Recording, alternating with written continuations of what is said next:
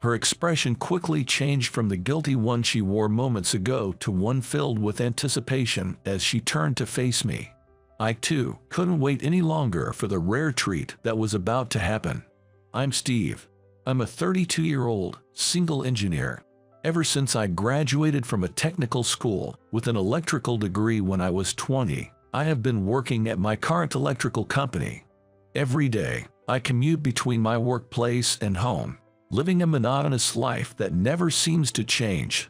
I've never had a girlfriend, and I thought that this mundane routine would continue forever. But one day, I encountered an unexpected accident.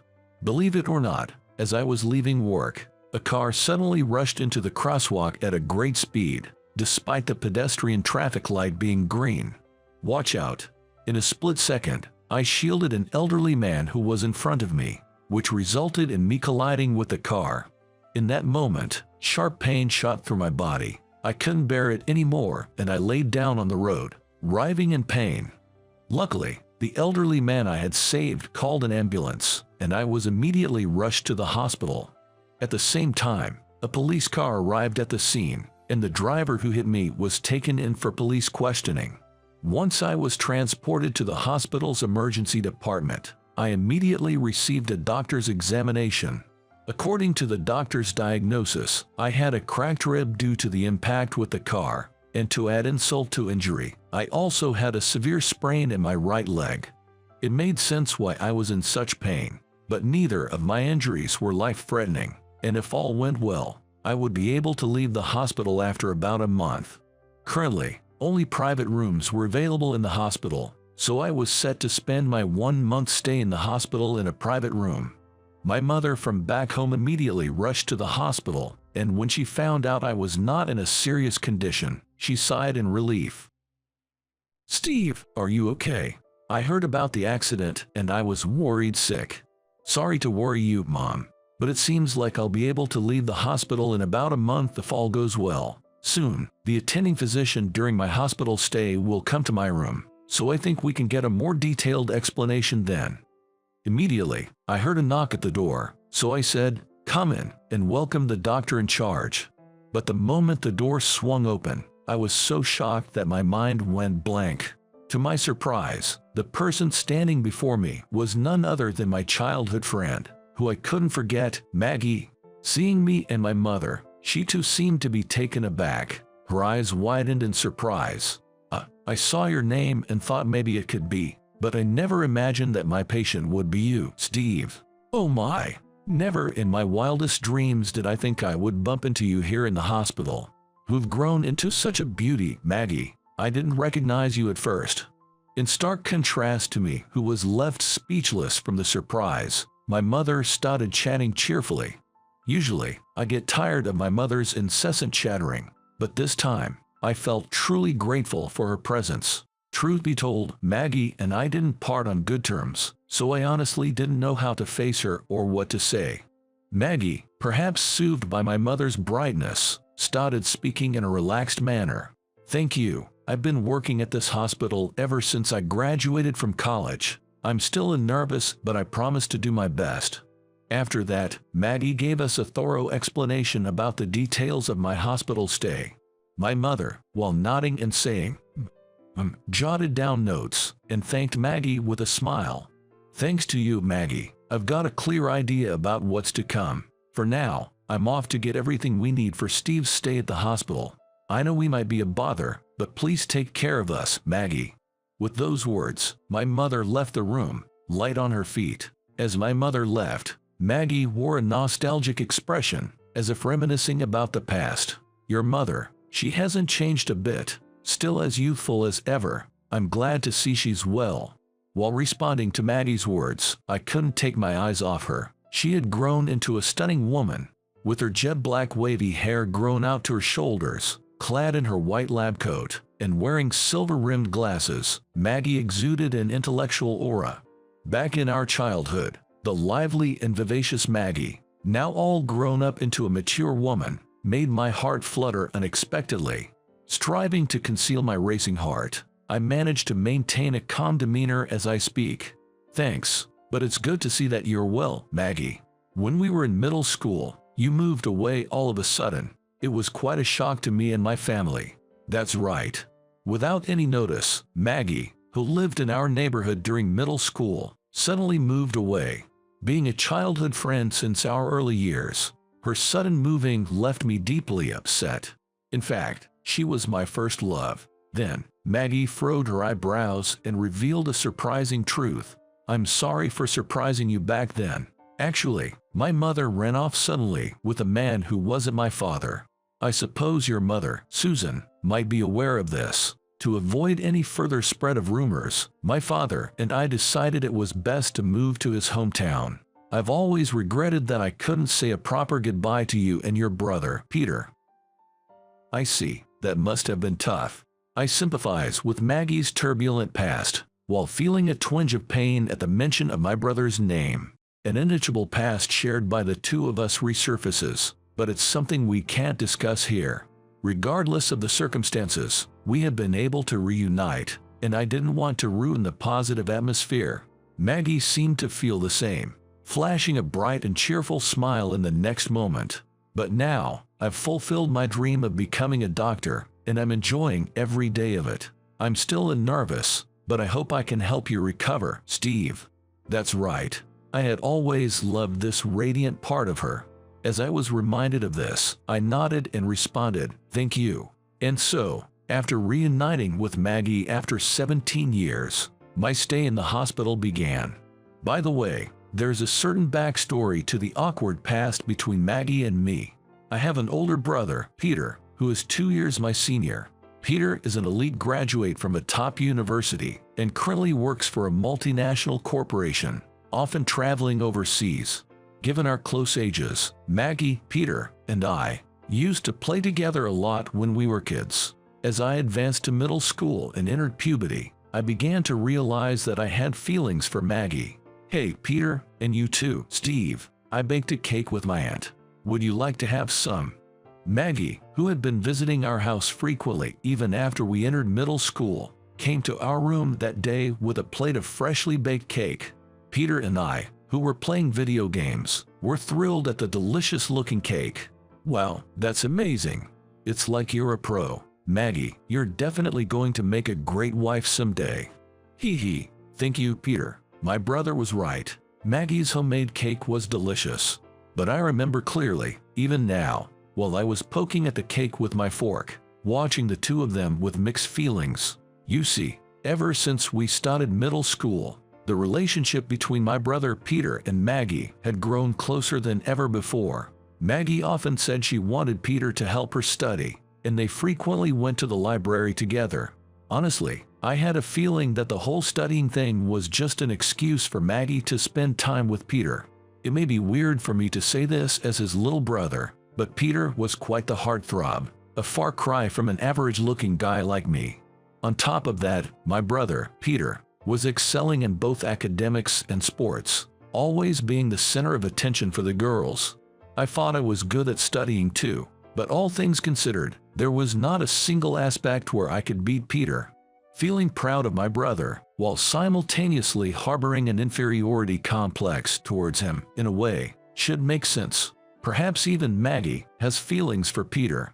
This suspicion crept into my mind, and one day, I boldly broached the topic with my brother. Peter, you seem to be going to the library with Maggie quite often recently. What do you guys talk about? Peter thought for a moment before answering. Well, Maggie seems to have a crush on someone, and I'm just giving her some advice. Of course, I'm also helping her with her studies. Upon hearing those words, I was shocked. Regardless of whether the person she likes is Peter or not, it's clear that Maggie does have feelings for someone. Despite her never acting like having feelings for someone in front of me, the fact that she relies on my brother for advice may imply that, to her, I don't matter. Just as girls flock to me only to get closer to Steve, I guess to Maggie, I'm nothing more than an added bonus. We've been hanging out since childhood, but perhaps it's time for me to stop having unrealistic expectations and involvement with her. From that day on, even when Maggie visited our house, I made it a point to avoid her thoroughly. My change in attitude was probably too overt. Both Maggie and Peter seemed to sense the strange shift in me. but it's harder to stay close to her knowing that my feelings for her will never be reciprocated. I started to just stay in my room more, saying, I want to focus on my studies. Back then, the only outlet I had was trying to get good grades in tests. However, no matter how hard I tried, I couldn't surpass Peter. Thinking about that made me feel even more empty. In retrospect, I think my mindset was too extreme, and I really regretted continuing to avoid Maggie until we had to part ways abruptly. Being a family with Peter, we were naturally able to return to our previous close relationship. But honestly, I felt that Maggie had every right to dislike me. But she was so warm and welcoming towards me, even after I had abruptly distanced myself. Once again, I felt grateful for Maggie's magnanimity, and I decided to cherish our relationship. Although it was just a month-long hospital stay, I firmly vowed to spend it peacefully and without incident. Thanks to Maggie's appropriate treatments, my recovery after the hospitalization went smoothly. I was full of anxiety at the time of the accident, but at this rate, I should be able to return to work without any problems. My mother, who visited me in the hospital, expressed deep gratitude for Maggie's dedicated work. I didn't know what to do because my family member had never been hospitalized before. But Maggie, you really saved us. Oh, I have a present for you. With that, my mom handed Maggie a handmade bead hair tie with a smile. My mom is a handmade crafts artist and has often given her works as gifts. Every time Maggie receives them, she politely says, "Thank you," which seemed to motivate my mom even more. Believe it or not, my mom even brought a cake that day.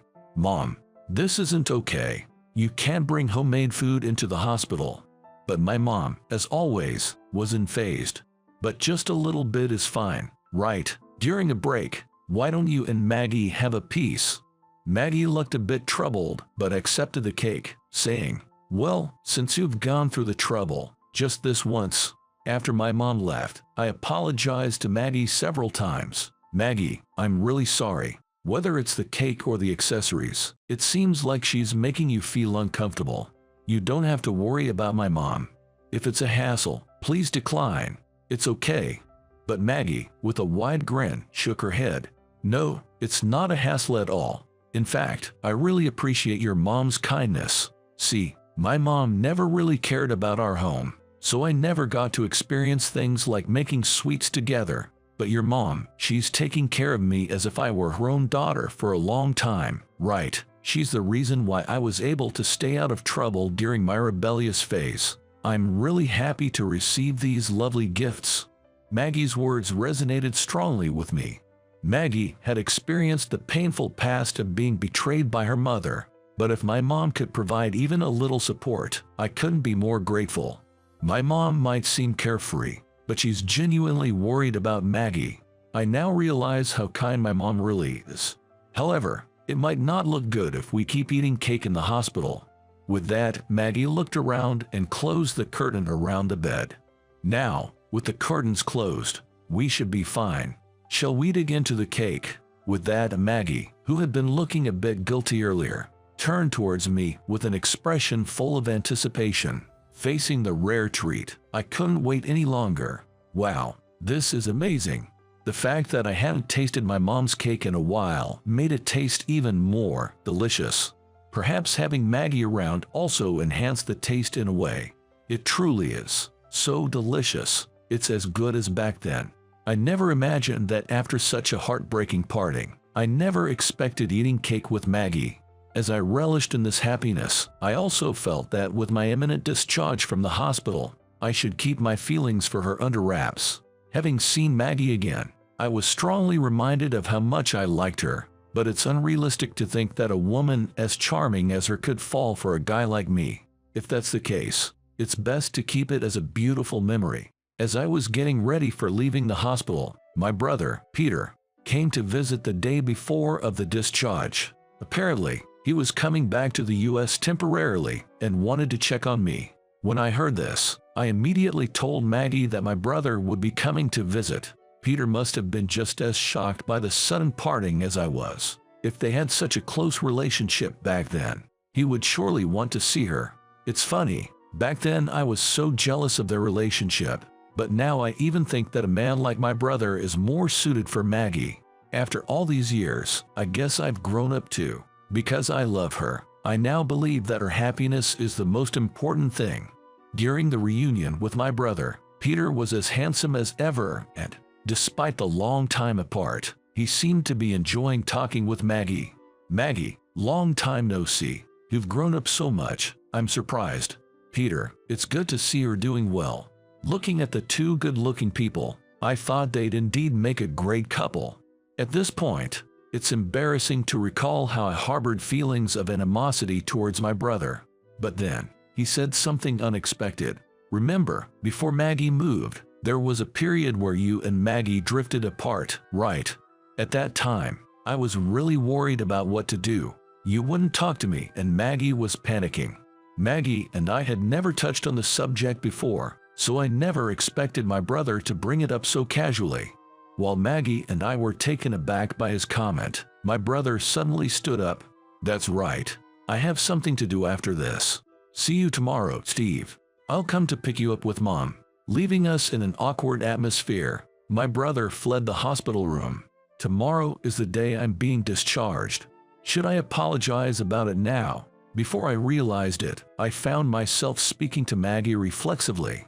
Maggie, I'm really sorry about that time. The truth is, I've always had feelings for you, but I thought that you were into my brother, and that made me behave in such a way. Looking back, it was immature. I'm really sorry. I felt like I was burning with embarrassment, but as soon as I confessed my feelings, the weight on my chest seemed to lift. I was prepared for a crushing rejection, but Maggie's reply was unbelievable. No way. I'm so happy. Actually, I've always had feelings for you, Steve. I was having those study sessions so frequently because I wanted to talk to Peter about it, but I never thought I made such a misunderstanding. Oh, it feels like I took a huge detour. Maggie looked relieved, and I had the urge to hug her on the spot. But considering that we were in the hospital, I restrained myself to just holding her hand gently. It's all right. Even if we took the long way, we eventually reached our destination, right? When I said that, Maggie blushed and gave me the most wonderful smile, saying, "That's true too."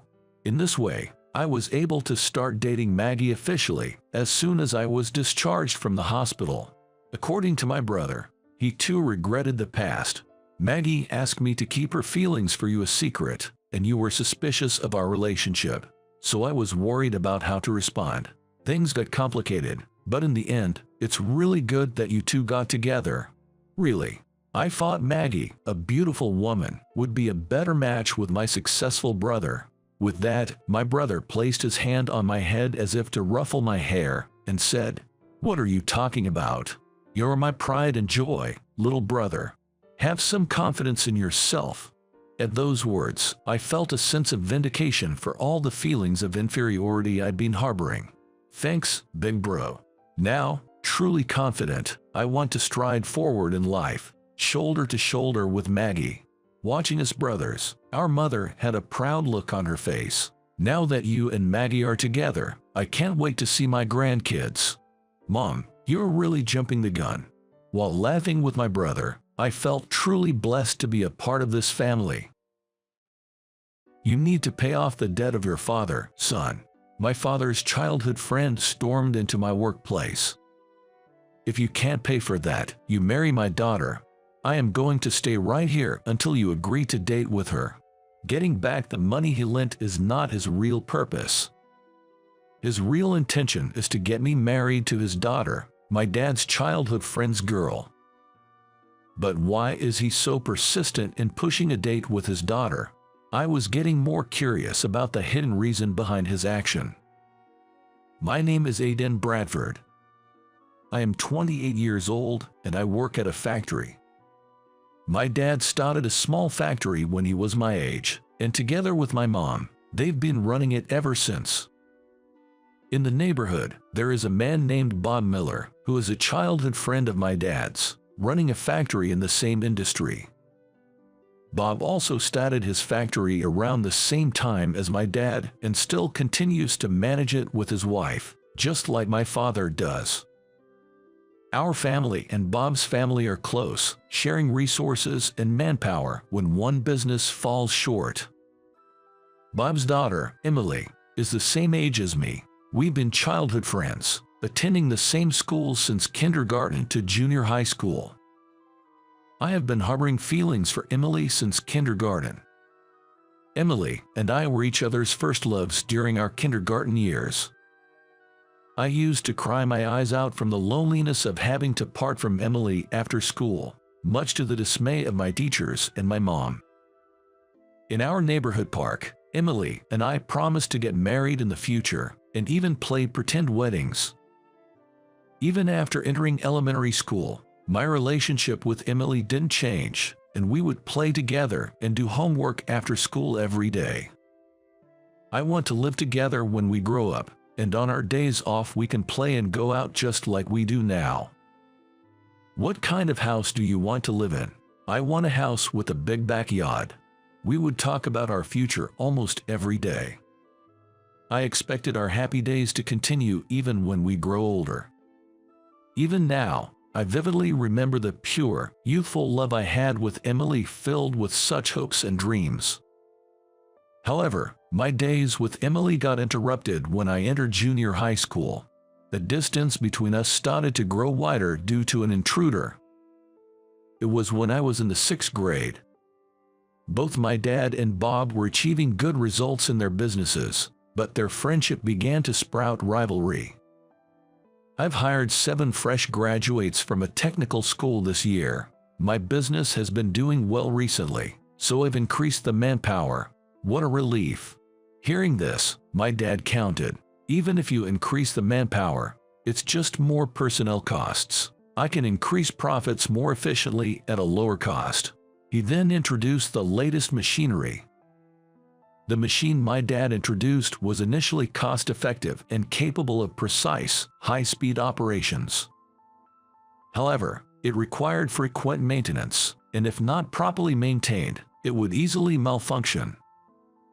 My dad couldn't handle the difficult machine properly, and after introducing the new machine, he ended up losing a lot of money due to immediate repairs.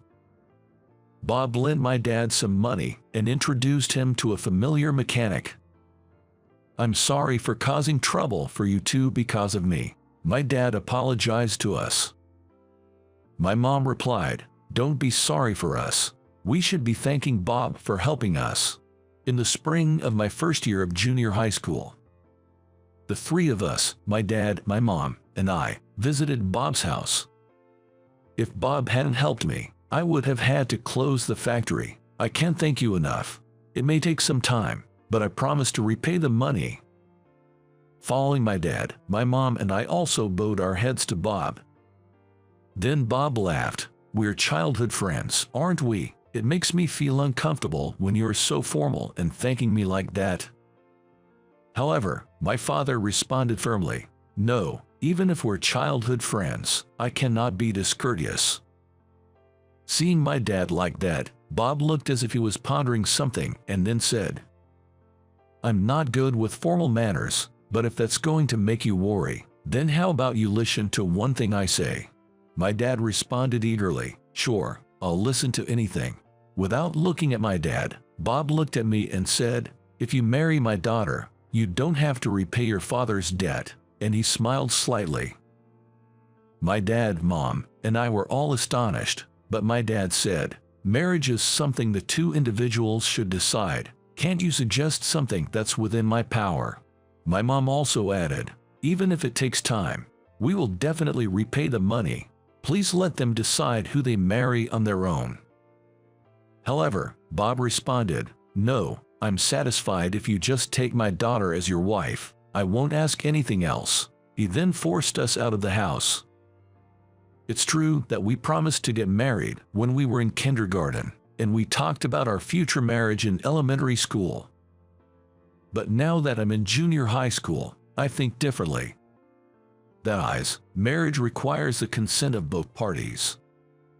This forceful demand for an arranged marriage completely disregards the feelings of those involved. Even when we got home, both of my dad and mom were left speechless.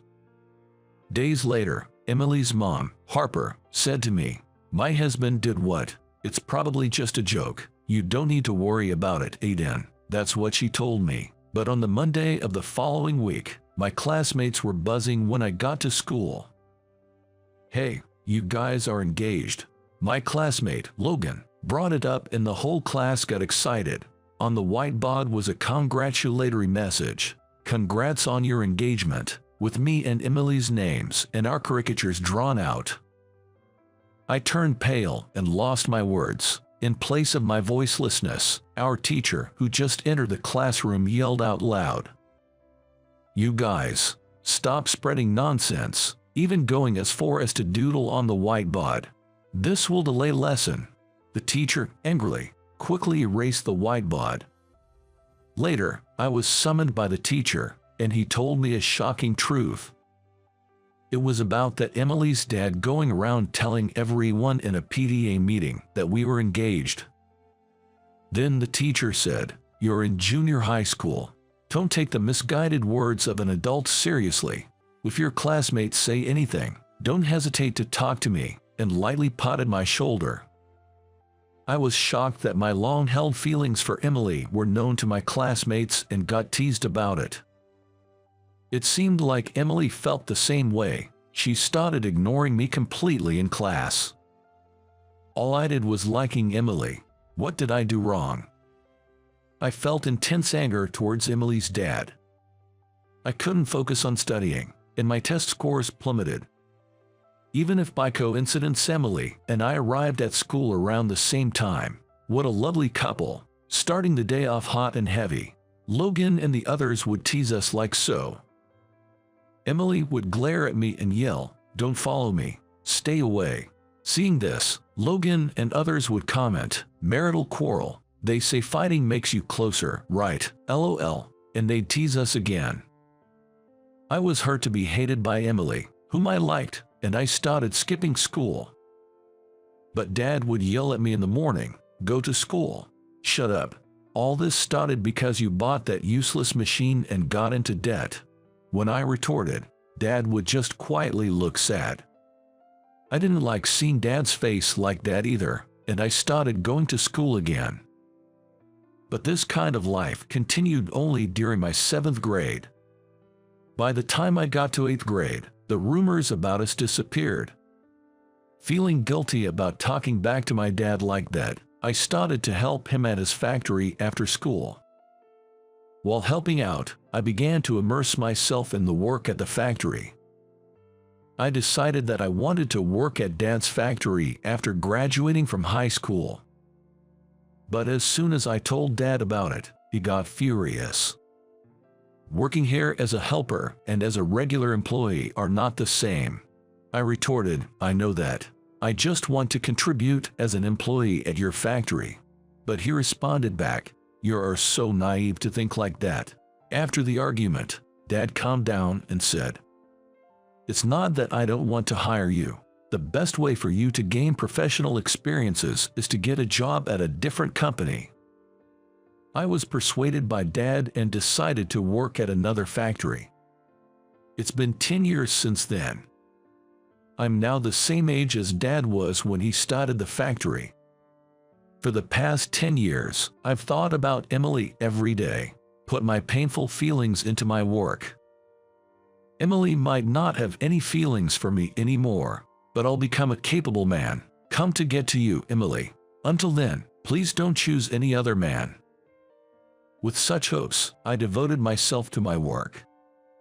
One day, Dad had a heart attack and collapsed. By the time I rushed to the hospital, Dad had passed away.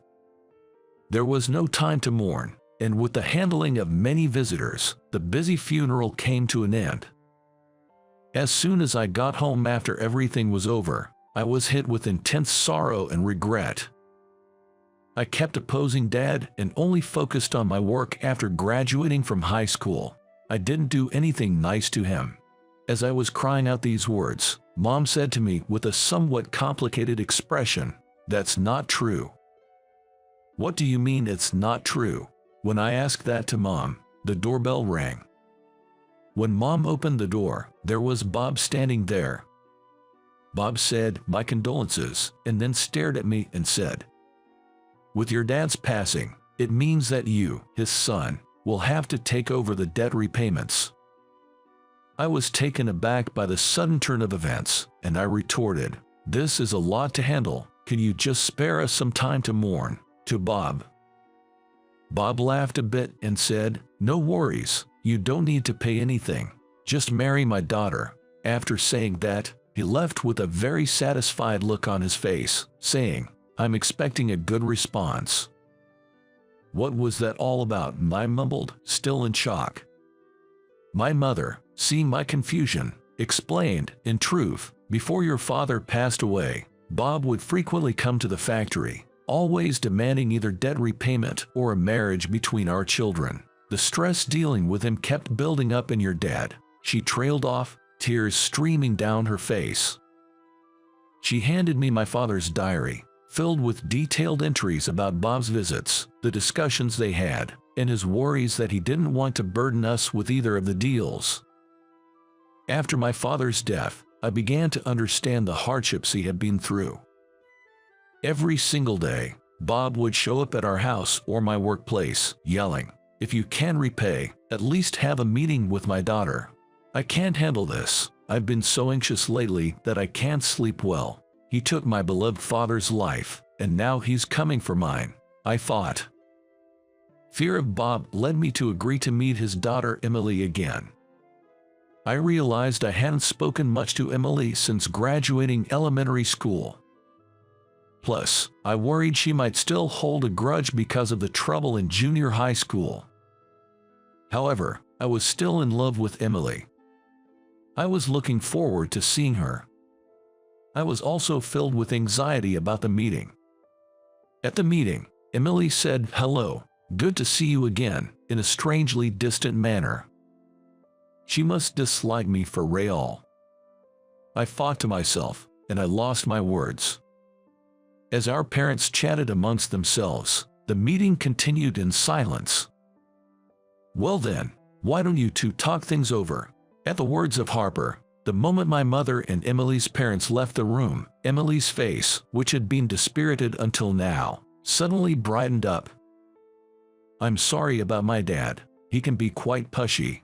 There's something I want to discuss with you." "Here's my number," she said, passing me a note with her phone number on it. As I was about to respond, Bob opened the door and walked in. "You two have always been close. There's no need to discuss anything now, so, what are you going to do?" he asked. It had only been a minute since we'd been alone. I felt a great sense of regret for the lost opportunity to talk with Emily. However, I now had Emily's contact information. I told Bob, "We'll decide what to do ourselves and report back to you later," and then I left the room. After the meeting, Emily and I talked on the phone almost every day. "I've always cared about you, Aiden, but in middle school, our classmates made fun of us, so I could only act cold towards you," she confessed. "We were torn apart in junior high school because of Bob's meddling. However, our feelings for each other hadn't changed. That would be the same no matter how many years, or even decades, passed. I've always thought of you too, Emily, but I've been worried that you hated me because of what happened back then," I said. "I never hated you. I've thought about you every day," Emily replied, sobbing on the other end of the line. "Same here. You were in my thought and prayers for the last 10 years. I admitted, tears welling up in my own eyes. As we confessed our feelings for each other after 10 years and my heart filled with feelings for Emily, a question suddenly came to mind. Why has Bob been so forceful about us getting together? The answer to my question came quickly in my conversations with Emily. Apparently, Bob had been eyeing my father's factory's state-of-the-art machinery. My father's factory had been in financial trouble and had debts, but it was equipped with all the machines Bob had ever wanted but couldn't afford. My father was a skilled craftsman but was not adept at machines.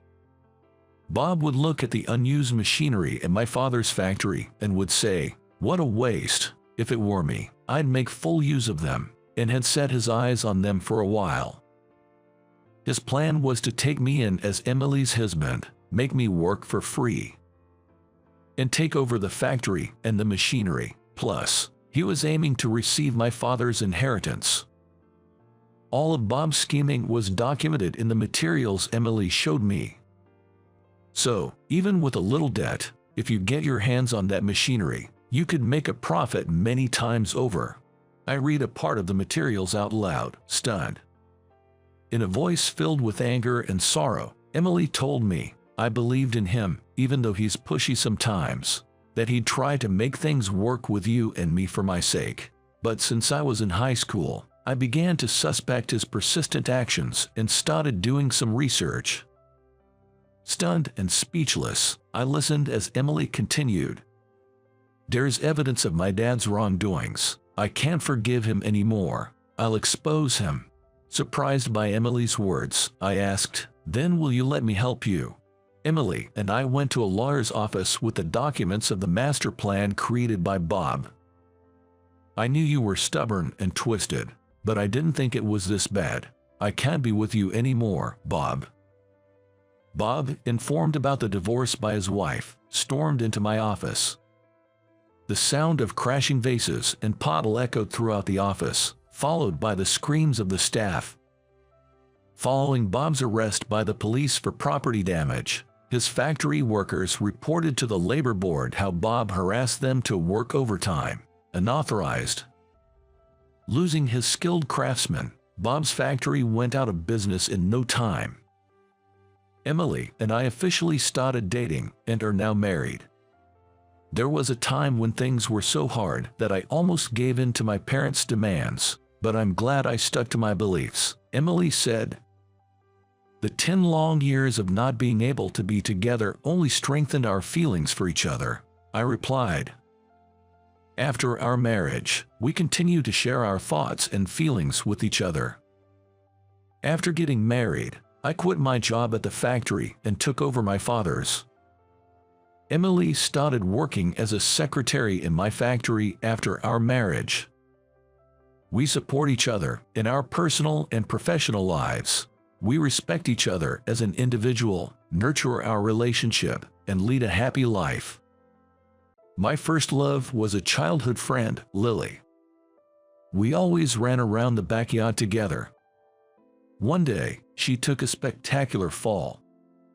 Witnessing such a sight, I couldn't help but gasp. 'Did you see my?' she asked, her face turned bright red. 'My name is Abel Barnett. I have a soft spot for the name my parents gave me.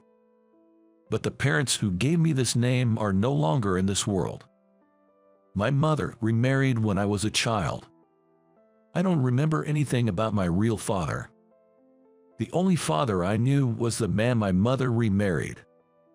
He was such a kind person, I always thought he was my real father. When I was in grade school, he fell ill due to a sudden cold snap and passed away unexpectedly. My mother, who loved him dearly, was so saddened by his loss that I think it took a toll on her mentally. Her health declined soon after his death, and she passed away too. I was left alone. I learned as a grade schooler that people could indeed die from sorrow. The person who took me in after I was left alone was my paternal grandmother, Bella Barnett. I was told that she was the one who had opposed my parents' marriage till the very end. My grandfather had already passed away, leaving only me and my grandmother as the remaining relatives. But I'm not related to my grandmother by blood. We may not be blood relatives, but the fact remains that we are the only remaining members of the Barnett family. My grandmother took over my grandfather's business and is still actively working. She embodies the word matriarch. She looks frail and might even seem weak. But once she gets going, her intensity is so great that even full-grown men bow down in front of her at the doorway, which I thought was quite terrifying as a child. When I found out I was going to be taken in by such a grandmother, I felt nothing but fear. I remember crying every day until the day I had to move in with such a scary person. I am now 25 years old. My grandmother, who I had always been fearful of, ended up raising me admirably. When we first started living together, neither of us knew how to interact with each other, creating an odd atmosphere, I suppose. The one who acted as a go-between for us was the daughter of the gardener who worked at my grandmother's house, called Lily. When I was first taken in by my grandmother, Lily was just an infant and was left on our porch while her father worked in the garden.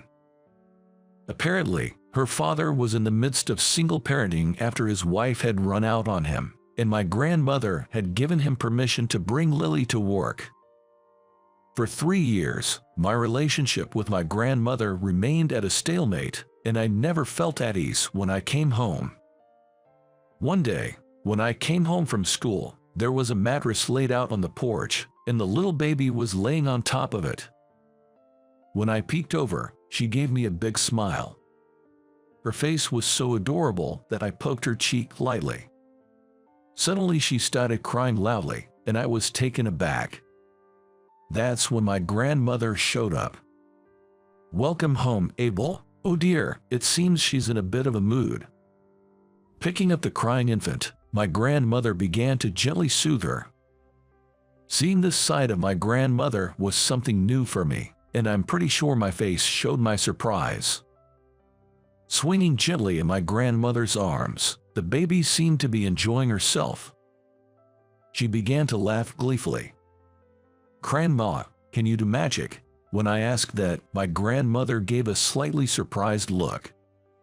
Then, with a grin, she said, "Yes, I can." "Can Grandma's magic make my chest feel better too?" Looking at the laughing baby, I said that. My chest always felt cold and hurt. It had been that way since I lost my parents. If my grandmother could do magic, I wanted her magic to make me laugh like this baby. I was a bit more immature than my friends at the time. In response to my words, my grandmother said, "It's a secret," and gently placed her hand on my chest. When she came close, a strange scent mixed with the baby's milk smell and the incense my grandmother always burned. As my grandmother gently touched me, my chest became warm. After that, the choking feeling that had always been there in my chest disappeared like you wouldn't believe. "That's amazing. It's amazing. It doesn't hurt anymore," I excitedly told my grandmother. I still remember how my grandmother laughed with a somewhat troubled look on her face. From that day on, the strange distance that had been between me and my grandmother vanished. Lily and I are 5 years apart. When I started middle school, Lily was in elementary school. Lily, who was free to come and go in my grandmother's garden, and I quickly became close friends. Our circumstances were similar, both missing our mothers, and we were closer than my friends at school. Having known Lily since she was a baby, I had always watched her grow up. As she entered the upper grades of elementary school, the attitudes of the boys around her began to change. Lily had grown into a girl who was somehow mature and glamorous. Her father, a head gardener, used to worry about her so much. There was even a time when she was approached by a suspicious person on her way home from school and rushed into our garden with a terrified expression on her face. Lily couldn't stand herself for being that way. I remember that was around the time she cut her hair short and stopped wearing skirts. After graduating from college, I spent a year unemployed, staying with my grandmother. She was getting old and her health was beginning to fail. Her health had started to decline when I was in my sophomore year of high school. It was around the time I was deciding which college to attend. My grandmother told me to do whatever I wanted, so I decided to attend the closest low-ranked university from my home in my hometown. My class advisor tried to persuade me to aim for a more prestigious college, but I had no intention of leaving my grandmother. Of course, I got into the university. After graduation, I spent a year caring for my grandmother. Once her health finally stabilized, I started job hunting and managed to secure employment. Since I had no intention of leaving my hometown, I decided to work at a major advertising agency located here. I figured the one-year gap wouldn't matter much. I thought so, but the world isn't that sweet. I was made painfully aware of this on the day of the job offer ceremony. There were 5 other new recruits apart from me, all of whom were elites who had graduated from prestigious universities and seemed to take pride in that. The person in charge of training us new recruits was Mr. Baker, who also graduated from a prestigious university. I was surprised to see him blatantly favor the junior employees who had graduated from the same university as him. Being a low-ranked university graduate, I was treated like I wasn't even human. It's been like this since the pre-joining orientation, and I'm sick and tired of it every day. "Oh, you look so fed up again today." My grandmother, who had regained some of her energy, was sitting on a rocking chair in a room with a view of the garden, knitting something. Even though she was frail and getting older, the strength in her eyes hadn't been changed. I've realized that the world can be quite tough. I tell my grandmother about Mr. Baker in a humorous way. My grandmother laughed heartily at my story. "Wow, there is such an old-fashioned man like him still around. Anyway, Lily's back after a long time." "What, Lily?" Hearing Lily's name blew away my gloomy mood in an instant. I haven't seen Lily, who should be 20 years old this year, since she graduated from junior high school. We've only been keeping in touch through emails. Apparently, Lily had consulted with my grandmother about her future path when she was about to graduate from junior high school.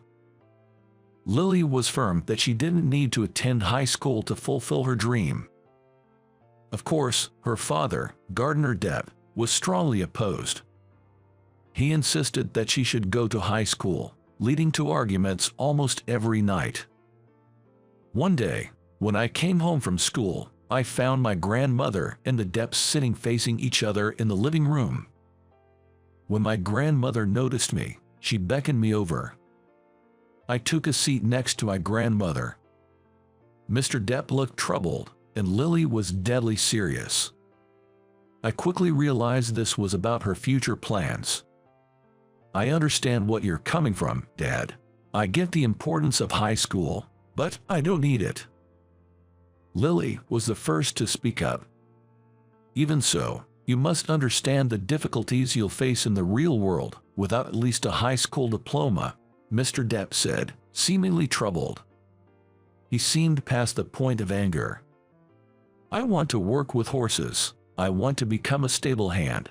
For that, I need to train at a ranch. I don't want to take detours for my dreams. It's easier to become a civil servant in local horse racing than in the major leagues. Still, practical experience is necessary. Starting earlier than others might give her an edge." Lily was earnestly trying to convince her father that it's a waste to enjoy high school life while setting aside what she really wants to do. I've always admired this side of Lily. She's so straightforward, without a shred of hesitation. She has helped me many times when I've felt troubled.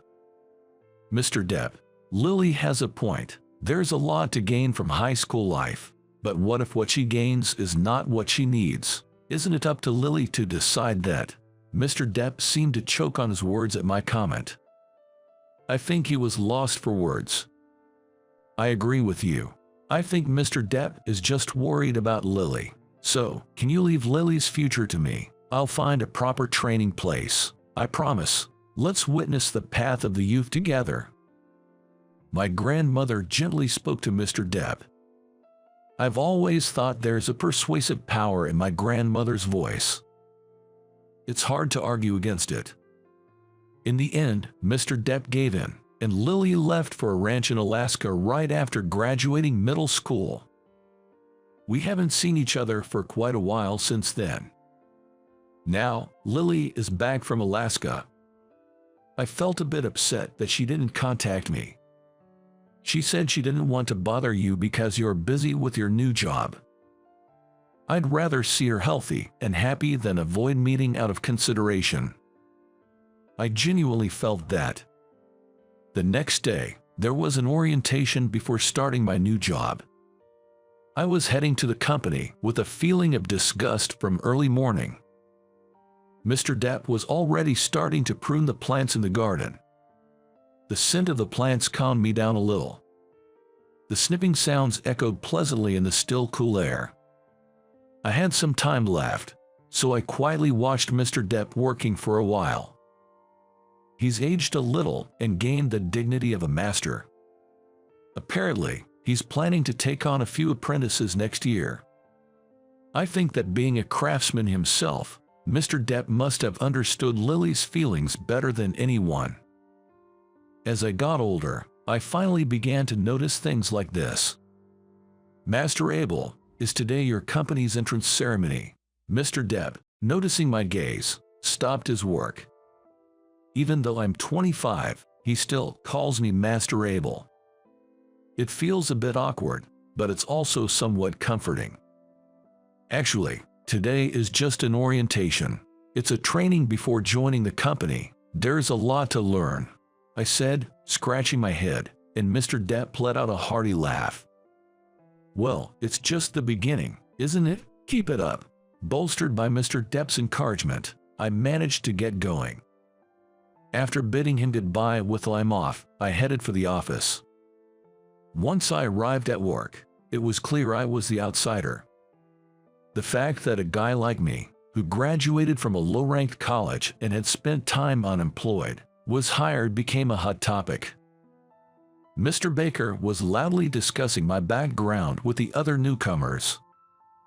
It's like he doesn't know the concept of personal privacy. And even though he knew I had walked into the room, he didn't stop the conversation. He ended it by saying, he must have some big connections, looking at me right in the eyes. I try not to let it get to me, but it's irritating to be called Mr. Bottom T University all day. What were you doing after graduation, Mr. Bottom T University? Unemployed, right? Were you a NEET? I'm fed up with Mr. Baker, who keeps picking on me at every opportunity. Having to listen to his stories about how much effort he put into getting into this company, and about his university exploits, makes it hard to absorb the important training content. But the obvious bullying didn't stop there. I was the only one not given any documents, or not notified of room change from the conference room. It was like the kind of teasing you'd see in elementary school. It was so ridiculous, I seriously considered leaving halfway through. If this is what working here is like, this could go on forever. That thought alone drains all my energy. All I can do is pray I get assigned to a department as far from Mr. Baker as possible. But the problem isn't just Mr. Baker. The whole company's atmosphere is like Mr. Baker's. While he may be an extreme case, it's common practice here to judge people by their education, as if that defines who they are. I got a strong sense of this prevailing trend. After a dreary day of training, I returned home to find Lily cleaning the yard. I found myself not being able to say hi to her for a moment. "Oh, Abel, it's been a while." Lily greeted me swinging with a bamboo broom. Her waist seemed unusually thick. I kind of messed up. I'm back home for treatment. Noticing my gaze, she lifted her shirt's hem with a swift motion. Underneath was a white cast. Apparently, she fell off a horse during training. She's come home to recover while she's on leave. Working at the stable involves a lot of heavy lifting. The ranch owner told her that her back is crucial and she should get it treated properly. Watching Lily with the bamboo broom in her hands, I'm reminded of our childhood days playing together in the garden. My first love was Lily. One day, I recalled Lily taking a dramatic tumble in the yard. After she fell, Lily asked shyly, looking up, "Did you see me?" I answered instinctively, yes." From the next day on, she wouldn't speak to me for a week. I remember that was hard. Are you reminded of something silly now? She noticed right away when I got lost in old memories. She raises the bamboo broom, intimidating me. No, not at all. Lily, broom in hand, starts chasing me as I panic. I run away without thinking. My grandmother was laughing loudly from the porch, watching us run all around the yard. Don't you feel pain from running so much? Out of breath due to lack of exercise, Lily still chases me with a calm look. Of course it hurts. I'm savoring the pain. It seems she is experiencing pain as a lesson from the mistake she made. I thought it was a stern, Lily-like statement. It's the path I chose. This pain is nothing. Eventually, I was easily caught and Lily climbed onto my back in victory. She didn't care that my suit was getting dirty. Lily raised a victory shout on my back. I completed the pre-employment training, and it was the day of the entrance ceremony. I was still unsure whether it's the right decision to join that company. I was still doubting. Yet, I put on my suit, tightened my tie, and headed towards the company from the front door, regardless of my own will. If I keep piling up days like this, my current situation might become a laughing matter someday. I feel like I was deceiving myself by thinking that way. Bad premonitions are often right, and an incident occurred at the entrance ceremony.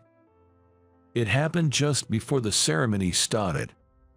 As usual, Mr. Baker started messing with me. In front of the guests from outside the company, he loudly called me bottom T university guy. It's surprising you made it to the entrance ceremony. People from F-ranked universities really have thick skins. Mr. Baker intentionally speaks so loudly that the guests can hear that I'm from a bottom T university. I tried to brush him off with a forced smile. How did you manage to get employed? Wouldn't it be better to say it openly in front of everyone? Mr. Baker seemed to enjoy ridiculing me. It's honestly annoying how persistent he is in picking on me. The guests started to stir a bit. Probably a reaction to the word nepotism.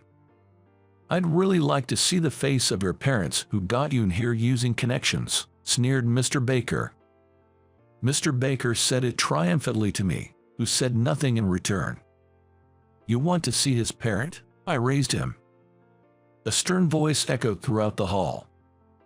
I quickly turned towards the voice and saw my grandmother sitting in a wheelchair.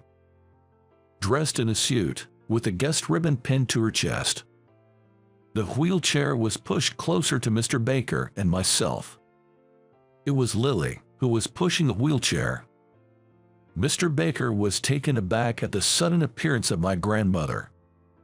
The moment my grandmother moved forward, the executives began to rustle. I raised him. Do you have a problem with that? My grandmother's eyes were filled with anger. Mr. Baker was at a loss for words at her power. Just a moment ago he was openly belittling me. Now he was like a frog being stared down by a snake. Now, what to do? After my grandmother said it, casting a glance towards the executive seats. The executives were flustered by her appearance. Her company is a client of this company. Most of the deals are made with the company my grandmother runs. It seems that my grandmother was called to give a congratulatory speech to the new employees. Of course, the executives knew about me. They had even told me during the interview that I wasn't hired due to nepotism. Mr. Baker seemed to have realized his mistake as he noticed the executives are getting agitated. Isn't the level of civility in this company too low? No one stopped the belittling attitude. I think this disqualifies it as a business partner and as Abel's workplace. What do you think about that, Chairman? Lily said. My grandmother nodded slowly at Lily's words. Then she turned to me and said, "Let's go home, Abel." I felt oddly refreshed. Right, I didn't want to join this company. I've caused a fuss. Please continue the ceremony. I'll take my grandson with me. We'll contact you about the contracts, said my grandmother. The executives raised their voices. Wait, please. Mr. Baker was being yelled at to apologize. But it seemed like my grandmother didn't hear any of the commotion. With a cool face, my grandmother said, "Let's go home." Back home, I faced my grandmother again. She told me that she had been worried about me going to work every day with a gloomy face. Abel, don't you have something you really want to do? Honestly, I was surprised when you chose that company. My grandmother stumbled over words. She probably sees through everything. I chose that company for my grandmother. You're too kind. Live more freely. She spoke in a tone that revealed she understood I had chosen my employment in a place that would please my grandmother. I resolved myself. Taking a deep breath, I bowed deeply until my forehead touched the floor. Please, let me become Mr. Depp's apprentice as a landscaper. I had always admired Mr. Depp for his craftsmanlike demeanor. Having lost my father at an early age, Mr. Depp was the man I admired, the adult figure I looked up to. I want to live as a craftsman, I said. Speaking out the words that were stuck in my chest felt like breathing life back into my real self. I'm sorry for holding it in all this time. Inside, I apologized to myself. Afterwards, I officially became Mr. Depp's apprentice. Despite becoming an apprentice, being called Master Abel was somewhat embarrassing. But the instruction in landscaping was strict and relentless. Being told to learn the craft, I was desperate every day just to keep up. But every day was incredibly fulfilling. After her recovery, Lily returned to her ranch in Alaska. She told me that starting next year, she would be working as a stable hand at a local racetrack. I couldn't afford to lose to Lily, who was steadily achieving her dreams. Abel, you're just a late bloomer. She teased me from time to time with such words. Who would become independent first? It felt like a competition. We were physically apart, but I felt closer to Lily than before. After a few years, I had grown enough to be called Mr. Depp's right-hand man. I had decided long ago that once I became independent, I would propose to Lily. And today, I told her that. Honestly, I thought she would say yes right away. But her answer was wait. Lily had started working as a public servant. I painfully understood the meaning behind her wait. I immediately replied, I'll wait as long as it takes. I don't want a foolish relationship where one of us has to endure something. If we respect each other and care for each other, we can wait for each other forever. There's no doubt about that.